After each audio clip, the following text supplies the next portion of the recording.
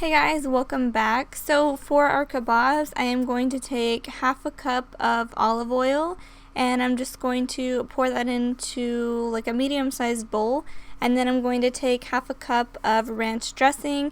I used light ranch dressing. You can use whatever you prefer. And then I'm going to take 3 tablespoons of Worcestershire sauce, and hopefully I'm saying that right because that is a struggle. But go ahead and add that into the mix. And then I'm going to take 1 tablespoon of rosemary leaves. Now you can use fresh rosemary if you want, but I just had this on hand already. And then I'm going to take some salt. You can use a couple teaspoons. I just kind of dumped it in there. And then for lemon juice, you want 1 teaspoon and also 1 teaspoon of white vinegar. And then after that, I'm just going to throw in some pepper. I didn't measure this out, but you can add as little or as much as you want. And then sugar is optional, but I went ahead and added, I think, a little more than a tablespoon.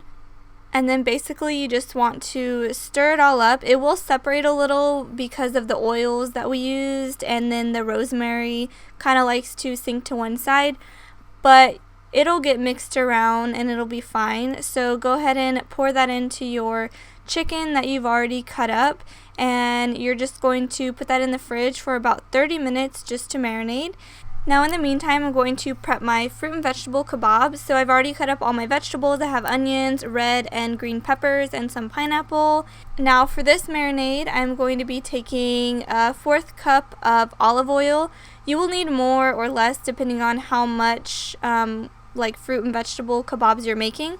And then I'm going to take 3 tablespoons of lemon juice. I think I added a little bit extra, but you can kind of add as little or as much as you want. And then I'm just taking some garlic. So you would need 1 clove of garlic, or you could use the powder, so just equivalent to the same as 1 clove of garlic in the powder form.